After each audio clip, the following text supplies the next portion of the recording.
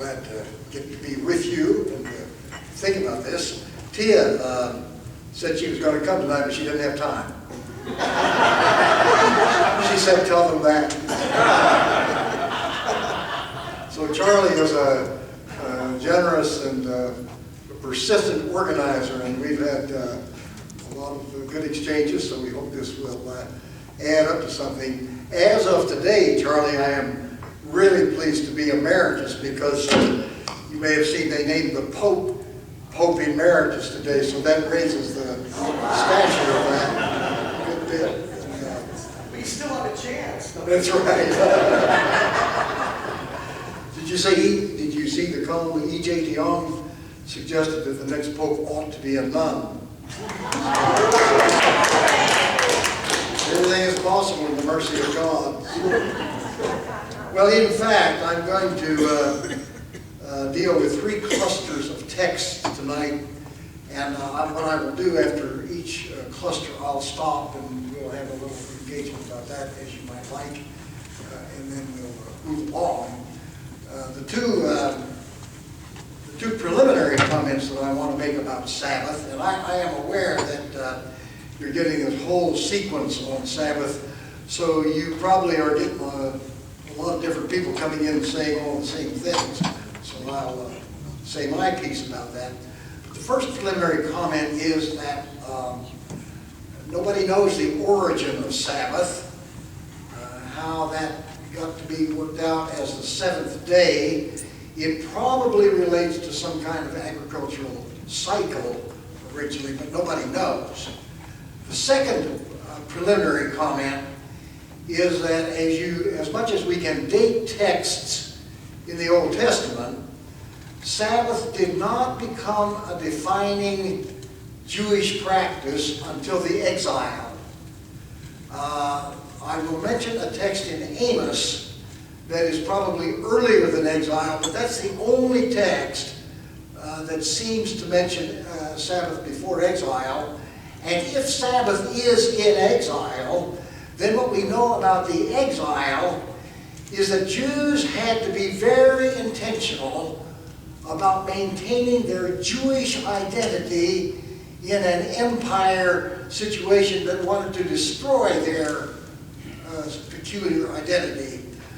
So that I think what happens is that Sabbath becomes a visible performance of Jewish identity that contrasts the way Jews organize their time to the empire that was all around them. And I want to suggest that as Christians piggyback on Jewish Sabbath, that the keeping of Sabbath may be a visible demonstration of our baptismal identity. So that's kind of where my discussion is going.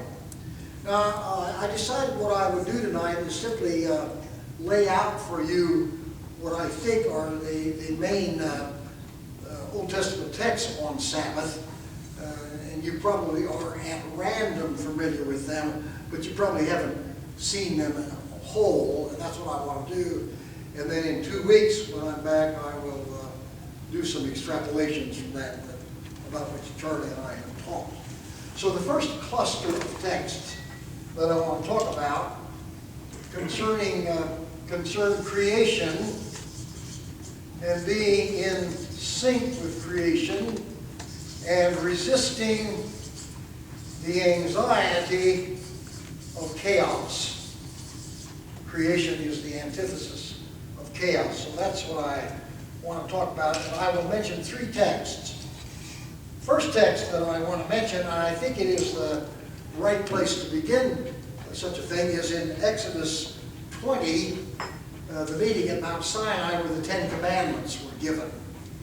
And as you know, the Sabbath commandment is the fourth commandment, and it's the longest one. The only other one that is that long is the one on idolatry, the second commandment. I was at a big Baptist church in Knoxville this week, and the pastor told me that he had preached 10 Sundays on the 10 Commandments, and he was preaching on the second commandment on idolatry, and he decided to make it personal So he told the congregation, there are 5 ways in which I practice idolatry. Except that he wasn't thinking what he said, and what he said to the congregation is, there are 5 ways in which I commit adultery. He had to work on that. So in the 10 Commandments, in Exodus 20, the 4th one, Sabbath is work stoppage. I'm going to keep coming back to that because that's what it is. It is work stoppage.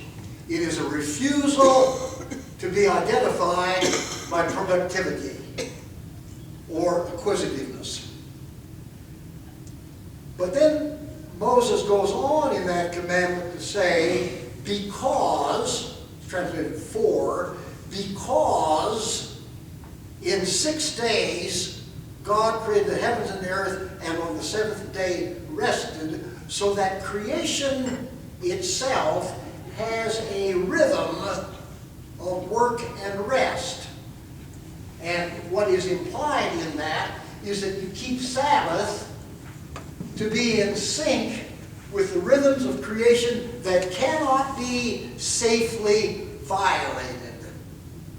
And I take it that our acquisitive society now is a model example of systemic violation of the rhythms of creation, so we operate by and large out of fatigue and overextendedness, which makes us cranky and inhospitable and ungenerous. Blah, blah, blah, blah.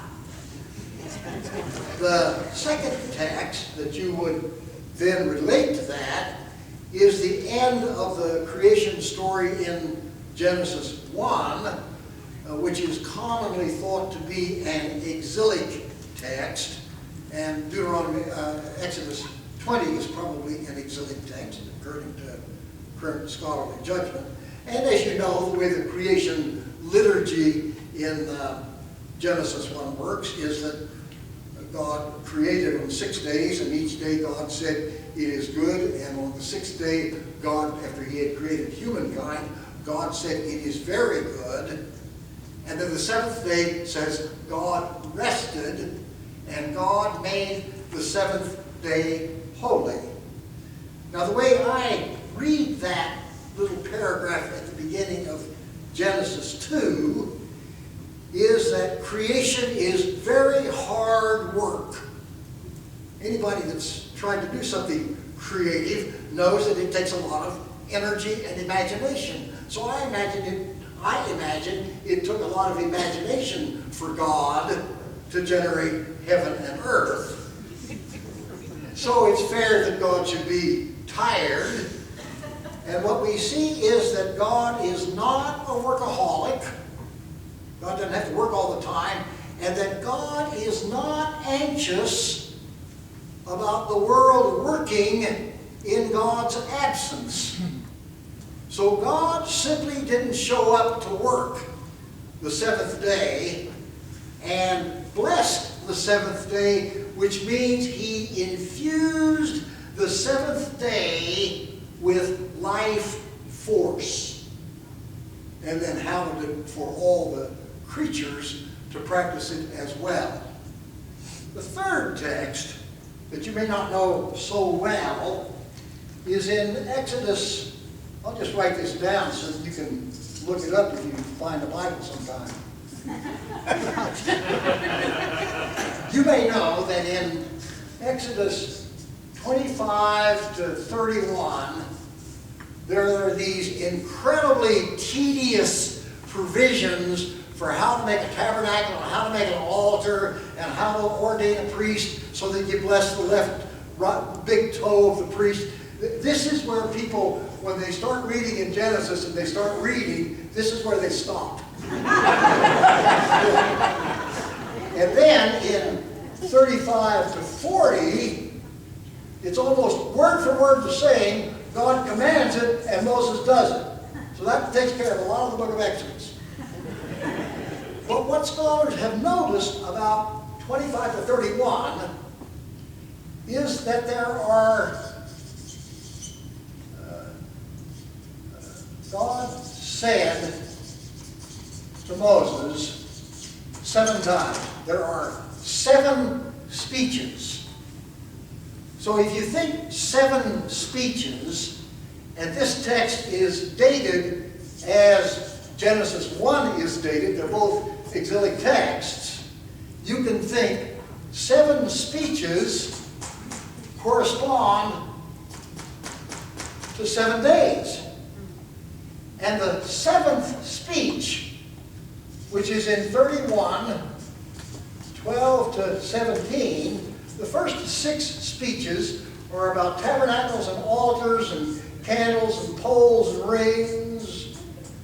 But the 7th speech is about Sabbath. And it says, if you don't keep Sabbath, you're going to die. And then it says in verse 17, on the 7th day, God rested. That's the same language as this, but is added to it. I want you to get this. We translate was refreshed. That's how we translate. But what you need to know is that the Hebrew word is the noun is the word self. Bless the Lord. We translate it soul, but it means self. Bless the Lord, O my self. And only 3 times in the Bible that noun is given as a verb. This is one of the 3. So how it ought to be translated is that God was re-selfed.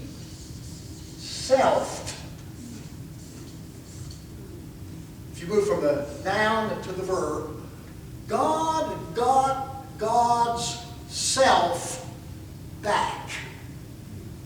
Which means that God's self was depleted through the process of creation, and God needed to take a break to gather God's self. Now that does not fit with scholastic theology that God is perfect and immortal and all of that kind of stuff. But that's not how the Old Testament thinks about God. The Old Testament thinks and articulates that God is a real agent who does stuff, and it takes energy to do stuff. And so God needs a strategy and a plan for getting God's self back. So my thought is that the busy society of commerce wants us to be depleted selves, because depleted selves make good consumers, good shoppers, and are easily administered. Gathered selves who are re-selved have some energy and courage and authority and are not so easily managed. So Sabbath is a refusal to live the way the Babylonian Empire wanted Jews to live, as depleted Jews who had not much Jewishness about them so that they could function according to their full capacity as agents and administrators of creation. So these 3 texts, seem to me, are a meditation on what it is like to be in sync with the rhythms of creation that cannot be safely violated. Now that's my first cluster, so I'll stop there to see whether you want to engage any of that. It may be so obvious that we don't need to stop very long, but we can see.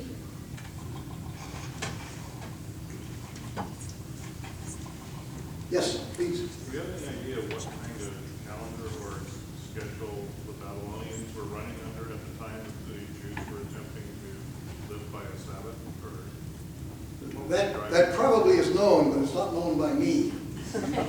They certainly had an elaborate liturgical calendar for their pantheon of gods. But I don't know that it included any Sabbaths. get the impression that there was no allowance for Sabbath, and therefore this is a distinctive mark, but a lot of that about which I do not know. Was it the AFL-CIO that gave us 2 days in a row? That's right. That was later on. That's right. They say the people that gave us the weekend. That's right. Which we wouldn't have without the force of union. That's right. Could you repeat the question? What, he said, wasn't it the AFL-CIO, is that what you said, who gave us the 2-day Sabbath, and not just 1 day? I will try to repeat. Yes. Early on, you defined, and I've heard this expression before, you defined the Sabbath as work stoppage. And then you went on to say, I think you said, by defining what work was, you used the word, I think, productivity.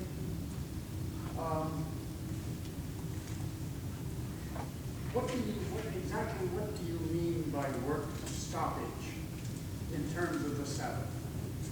Doing nothing at all, or just do you relate it to productivity? So if you're working and it's not productive?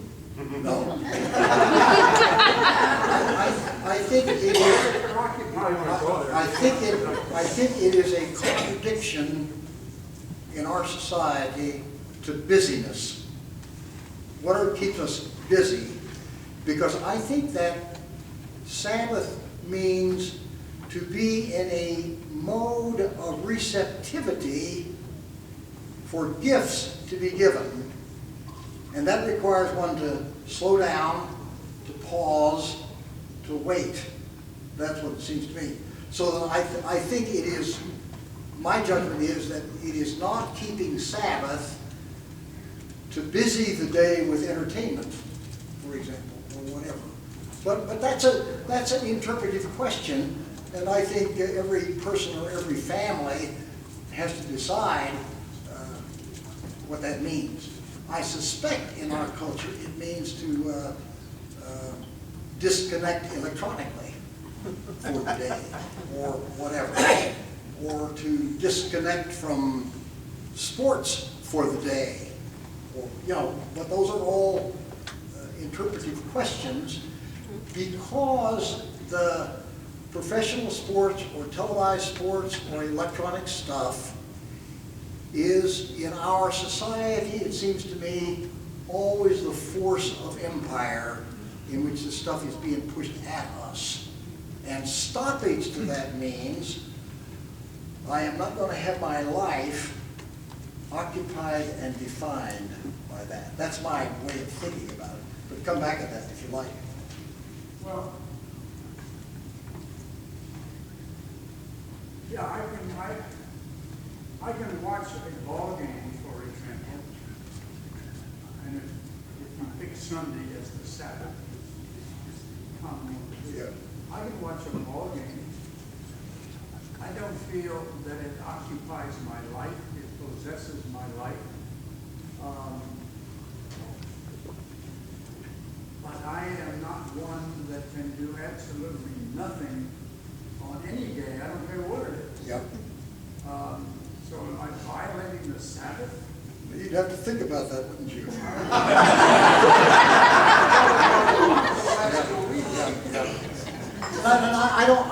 I don't know the answer to that.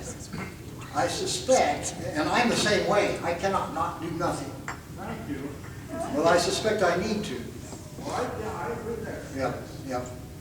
It seems to me that if the definition is resell, and I like that, then don't you have to decide what it is? I mean, there are some things That that will I... give you yourself back. Yeah, that I know that give me a sense of self. And Yep. there's other things that I know I'm hiding from myself when Yep. I do that. Yep. And so it's a matter of kind of for me, would be sifting through and deciding, you know, maybe praying about. Yeah. Probably. So maybe it's useful to ask, how would I deport myself differently if I were the full self that the Creator intended me to be? And I might have a different kind of energy, a different kind of freedom, a different kind of imagination, a different kind of generosity. I might have. So I think that's what's in front of us. I don't think there are any answers in the back of the book.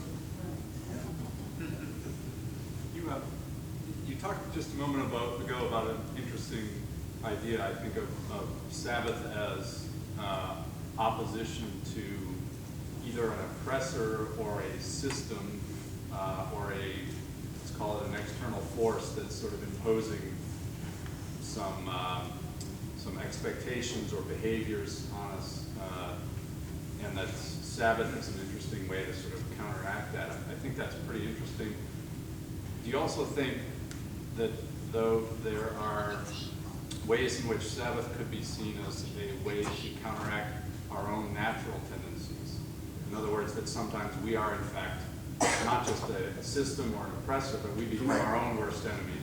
I think that's right. The things that we incline ourselves towards, whether it be acquisitiveness or worry or whatever it happens to be, that's another way to yeah. And I, if you say worry, I put anxiety up here.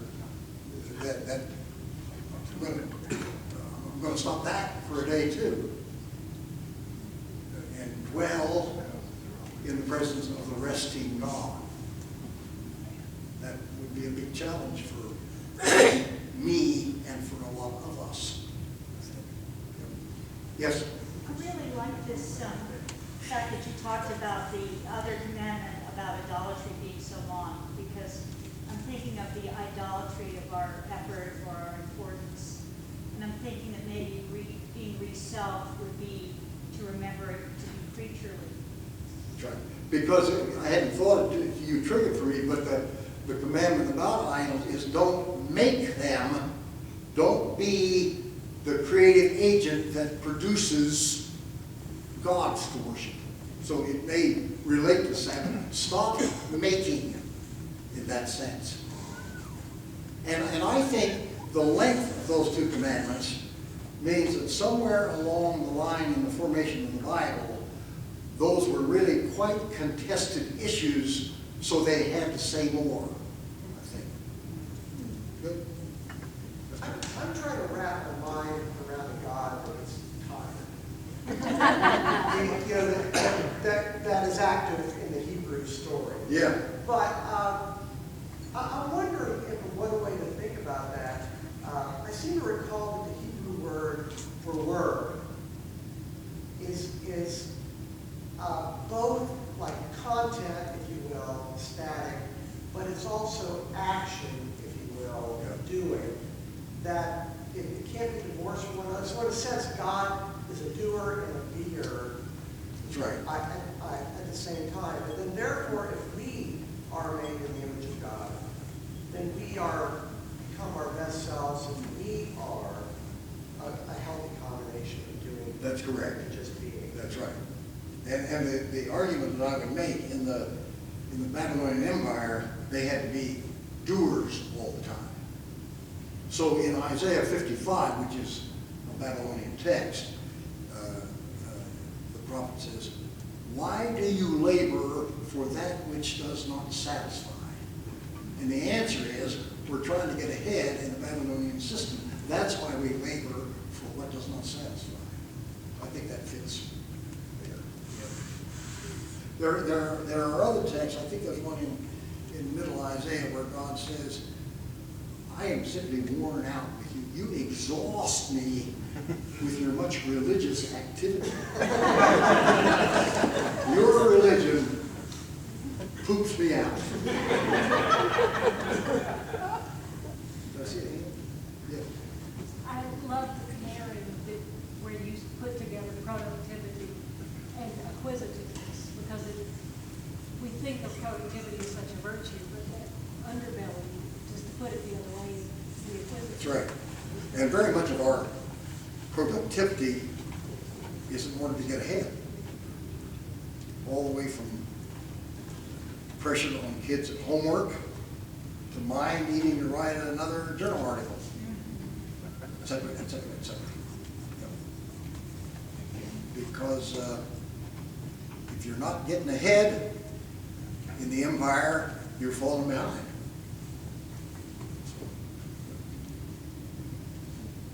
Yes? One of the commandments is keeping the Sabbath day holy. So would that mean that anything that you would do caught out in holiness would be a day of rest? Well, other texts go on to say that holiness itself can be a kind of a narcissistic operation. So I would rather keep it clean as a work stoppage, and that's what's holy. But I think if you fill it with a lot of holy activity, that may be a violation too. Yeah. To be busy, to be too busy with the things of God, like church meetings. Now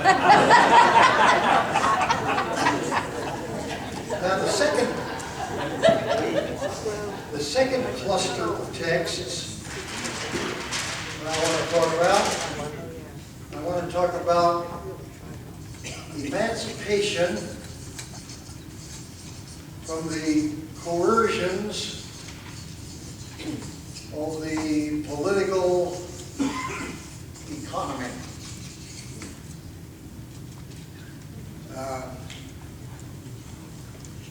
The text that I want to begin with, I mentioned the Ten Commandments in Exodus 20, but the Ten Commandments are repeated in Deuteronomy 5.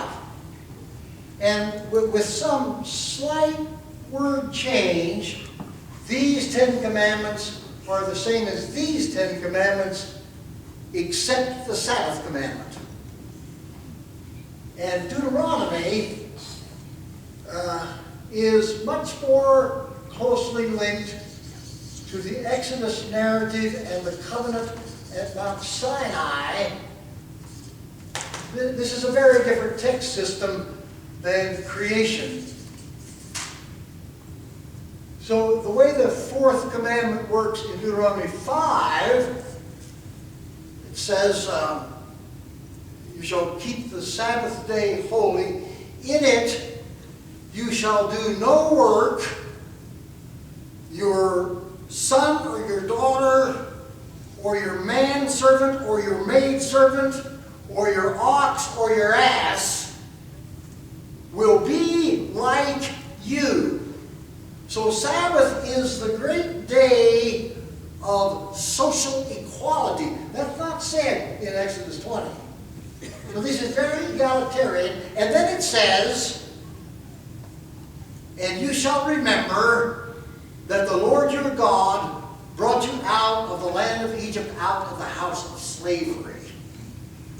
Not say, for in 6 days the Lord made heaven and earth. So this one is all about creation. This is all about Exodus, emancipation. And you have to wonder about what happened in the interpretive process that they decided to recast the Sabbath commandment, mainly with reference to Pharaoh. And what you must remember, if this is a 6th century text, Pharaoh simply is a metaphor for Babylon or for any oppressive regime. And if you read the Exodus story, the theme of the Exodus story is make more bricks. And you cannot imagine anyone in Egypt ever having a Sabbath. You can't imagine the slaves having a Sabbath because they got to meet their brick quota. You can't imagine their supervisors. You can't imagine their taskmasters. And you can't imagine Pharaoh having a Sabbath, because I imagine Pharaoh was monitoring the sales quotas every day to make sure the production schedule was going. So the whole system is anti-rest. And therefore, Sabbath really is an act of defiance against Pharaoh's system. So consider the phrase hoedown. You know, this came out of the slave community, and the hoedown was when they sang and danced, but the hoedown is when they put their hose down and simply did not chop cotton.